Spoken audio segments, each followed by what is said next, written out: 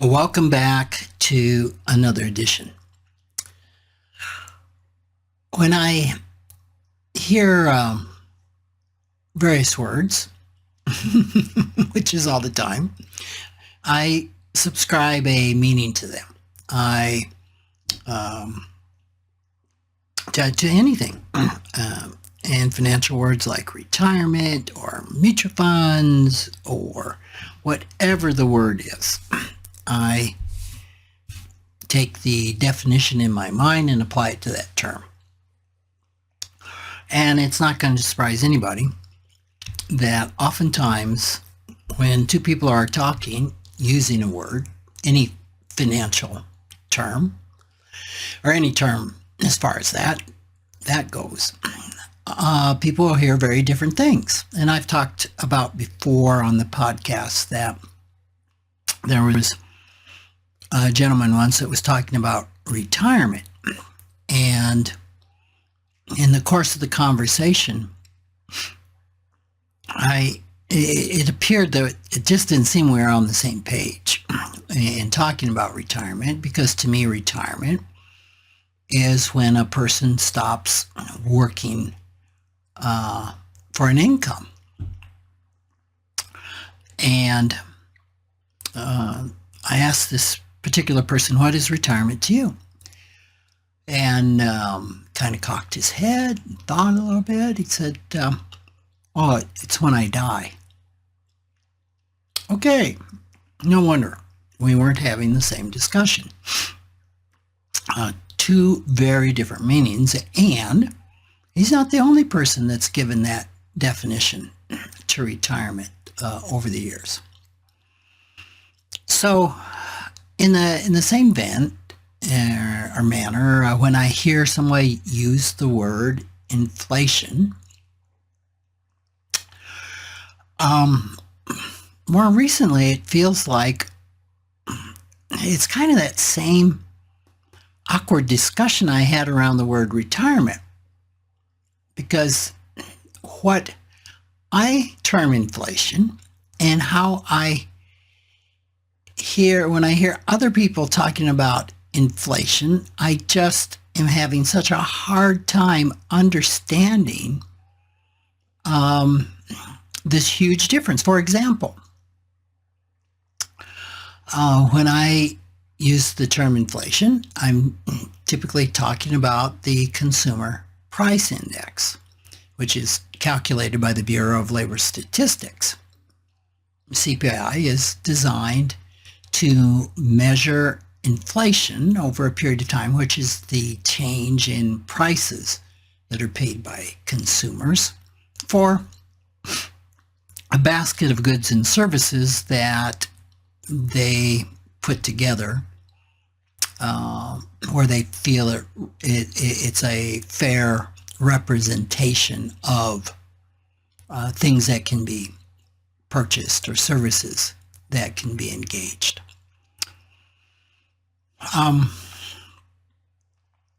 So currently that rate is around, I think it's about 3.4%. For the quarter century between 93 and 2008, it averaged 3.3%. And that, when you look at a 50-year average, is pretty close to the 50-year average, even given the low inflation we've had over most of the last 20 years, and then the very high inflation we've had more recently. So, by my standards, inflation is at its historical average. It's well under control. It's come down from around 9% to 3% in the fastest time ever to make that great of a percentage fall. So I'm just not seeing that there's inflation. And yet, when I read articles in the media, when I talk to people, when I listen to politicians, all I'm hearing is how high inflation is. facts just don't support it. Well, I'm like, what's wrong with people? Inflation is not high. Has it been high? Yeah, it was 9% here a couple years ago, maybe. But it was pretty much a blip, and it's come back down to normal levels. So I have talked about this. I've written about it. I've written about it in one article. I called it the Mars bar effect, that people are seeing the effects of the high inflation that we had for a period of time. And they see that in items they purchase very frequently, like Mars bars and food.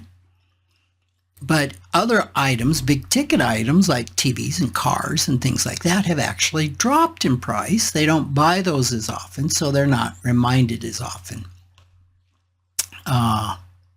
that there actually have been price adjustments. Well, I read an article in Axios. It's written by Mike Allen. It's the May 26, 2024. That really opened my eyes. And the title of the article was "The New Inflation." And what he's suggesting was the definition of inflation has been changed by about half the country. Now, and it's been changed to really mean high prices. So if I just would insert, when I hear how high inflation is, how high prices are in the context of much of what I'm hearing and reading from consumers and a lot of politicians, then I get it. Then that makes some sense to me. So what I am surprised about is that we've changed the meaning of inflation. And I guess in a world today of alternative facts, this shouldn't surprise me as much as it has. So basically, the definition of inflation has been commandeered to mean something else. If this was a bill in a legislative process, it would be called hog housing. And hog housing is when you have a bill and the time to introduce new bills has passed, and there's a bill that maybe has been tabled or floundering. The legislators go in, just strip that bill of everything, and then put in a new, quote, amendment, which is a whole new bill to move it forward and get things done. So from that definition, I think inflation has been hog-housed to mean something that bears little resemblance to the original meaning. So inflation, like many, many other things now, means different things to different people. So in this article, they brought out that many, many people perceive that inflation is 19.3%. Well, that's the cumulative price increases over the last few years, especially since the pandemic, that prices have gone up. That is not inflation, which, like I said, is around 3.4%. And so oftentimes in an inflationary economy, when prices are rising, it's not very often that prices fall. When you have a severe inflation, typically prices don't fall unless you have a deflation. So it's a little bit different where we saw the actual prices of some things fall. but I think maybe they adjusted so high, and it especially was driven by the supply chain issues of the pandemic, which was obviously very abnormal, that we did see some prices come down. But typically, when you have inflation and prices rise, prices typically don't come down. They stay, quote, high, but it's a new high. It's a new normal because they're high because the purchasing power of the dollar has fallen. So I know that's probably more numbers than some of you would appreciate, and your head's probably swimming right now. But that's kind of the base of it. The whole point is we've commandeered what inflation means. Now, when it comes to economic terms, this is not unusual. And I've written a couple of columns in the past, maybe about 5 years ago or so, where I took a look at the words socialism and capitalism. And like inflation, there are some definite misconceptions of these words in the general public. And it took me a while to understand this because I see so much of the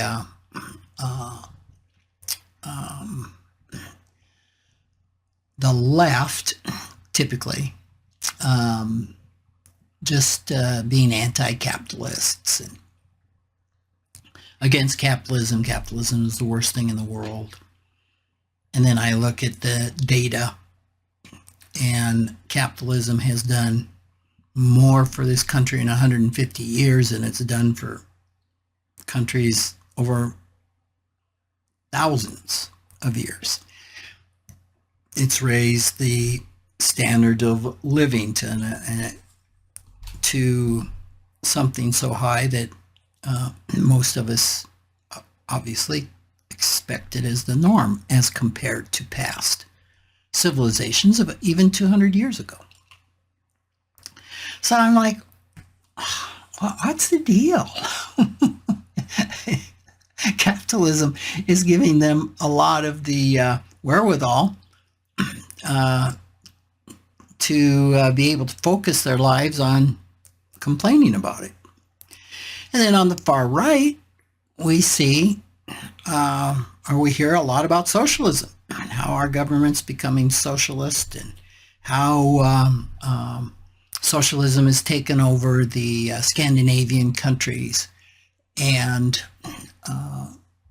some significant fear about socialism and that this is what the extreme left is wanting to bring. So I dug into that a little bit and found out that the pure terms of when they're using these terms, socialist and capitalist, the context in which those terms are being used are not the context of the actual definition. For example, socialism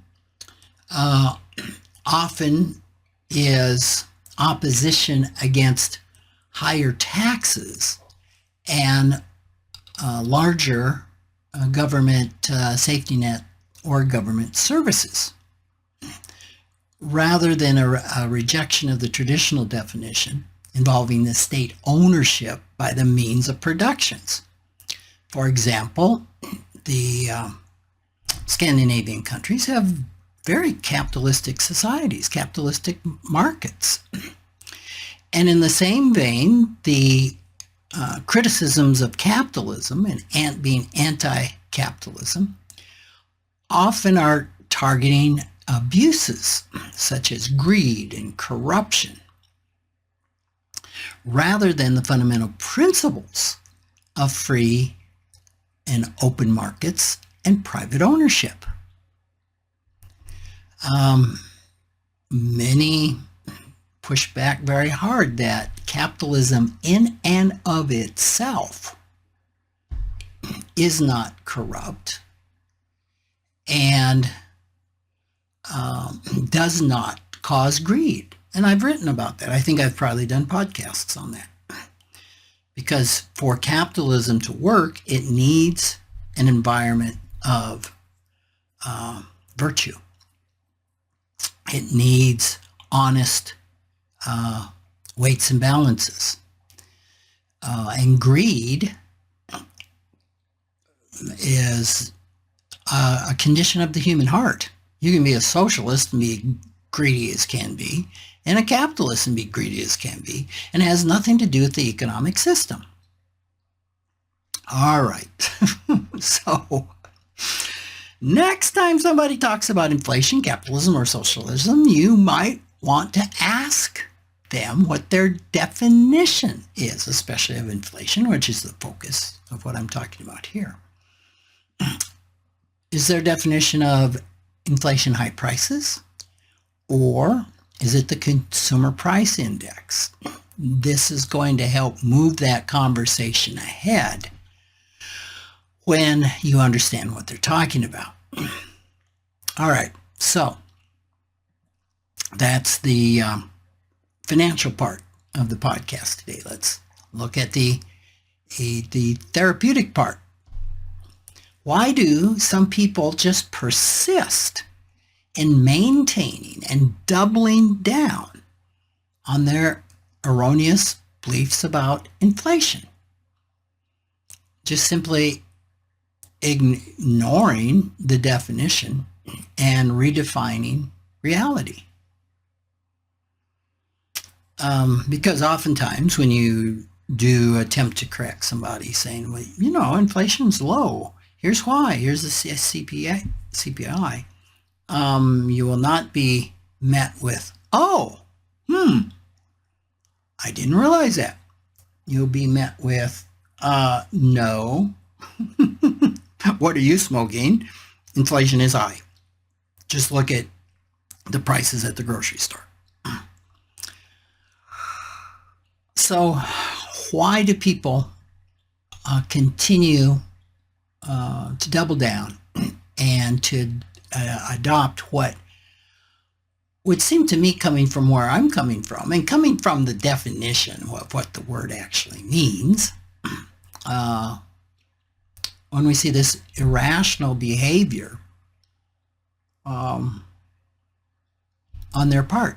And it becomes very logical because we know every belief, every behavior, no matter how illogical it is to you or other people, is logical when we explore the underlying belief system. And in this case, we're going to explore the cognitive biases.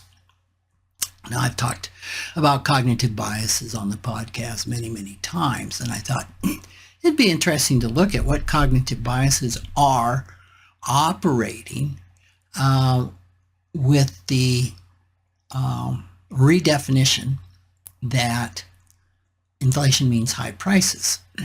So the first thing that I came across, which will be of no surprise to you, is confirmation bias.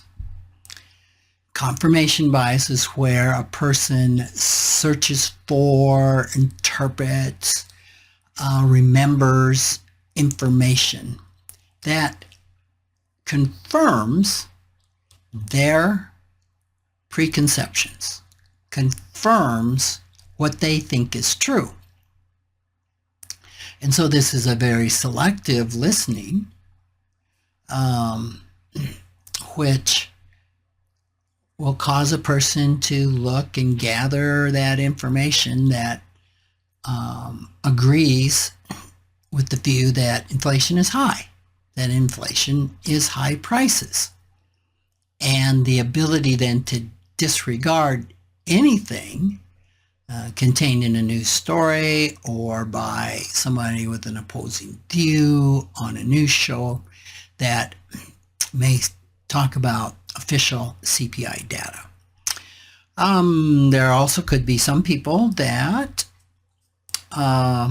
when they hear official CPI data, where does that come from? It comes from the government, that will automatically reject that as being accurate data because it comes from the government. So a person with confirmation bias basically is going to seek out instances of high prices that reinforce that belief. What are the emotions behind that? The emotions can be fear of being wrong. What does that mean if I'm wrong? It could mean I'm a failure. It could mean I'm defective. It could mean that I will be rejected by people if I'm wrong. The only way to gain acceptance is to be right. And of course, we know that many of these beliefs, often we can trace back to childhood when they first really solidified within the system. Another cognitive behavior is anchoring, called anchoring bias.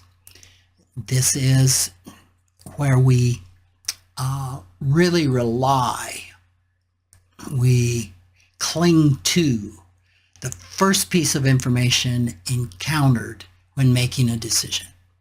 And this can cause us to anchor this information within us. So for example, the perceived price increases of the pandemic, where we ignore the CPI data. The anchoring is clinging to the price that was back before the pandemic. The anchoring could be clinging to the initial high inflation figures of 9% that was reported. The anchoring could be clinging to the 19.3% that prices have gone up during this period of time. Whatever that piece of data is, and it could be a piece of data that also is involved in confirmation bias, to where, yep, see, I knew it was true. And again, the same emotions can be evolved in this, in the anchoring, the fear of being wrong, that the number that we've just firmly entrenched in our mind could be wrong, and what that says about us, and what that says about my integrity, or, smart people are just not wrong. Or other people could be wrong, but not me. It can just go on and on. Another cognitive bias is called the Dunning-Kruger effect. And this is where people with low ability or knowledge overestimate their competence. And I don't mean that in a shaming way. Just not all of us are knowledgeable or skilled in everything, right? And a lot of folks do not have a lot of knowledge when it comes to finance and how money works, and yet the money script is you should understand this, that they may believe. That if I don't understand it, I'm stupid, which can result in them asserting incorrect definitions of inflation, and not wanting to back down, because that could mean I'm not knowledgeable, that I don't really understand, and I want to give that appearance I understand, because I want connection, I want belonging. And so they really anchor that into themselves. Another one is the backfire effect. This is a new one. When I was researching this, I came across. And this is a phenomenon where people react to disconfirming evidence by strengthening their beliefs, which leads individuals to double down on their misconceptions when confronted with something like the CPI data. So when I see evidence that comes to me that is opposite of what I believe, I double down and state my inaccuracy even louder, even stronger. We see this everywhere in politics today, don't we? And the last heuristic that I dug out that applied to this is the availability bias or heuristic, which estimates that the likelihood of events based on the availability in my memory. So the more recent something is, like recent price hikes, dominates my thinking, and that leads to overestimation of the overall rate of inflation. Well, look at how high they've gone. Look at how prices go, and inflation is high. And so that's there's a lot more data available right now in the popular press and on television news shows, cable TV, about how high inflation is than how low it is. So emotional drivers hold all of these heuristics in place. And the big one is the fear of being wrong. And I recently had a column on the power in saying I'm wrong. I may have even done a podcast on that. So it's just important that we understand these biases. It's important we understand them in ourselves. It's important that we understand them in those that we're talking to. Again, it's probably not going to serve you well telling somebody they have a cognitive bias, but it can really help stabilize all those parts of you that get upset when you hear inaccuracies like this, and help them regulate when you understand, oh, I see the confirmation bias going on here. I understand the backfire effect.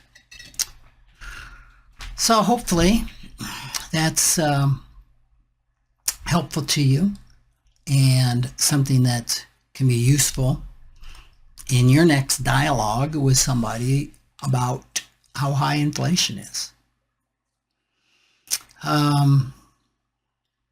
So thanks for joining me. Appreciate you listening to the podcast. And I look forward to chatting with you next week. Take care.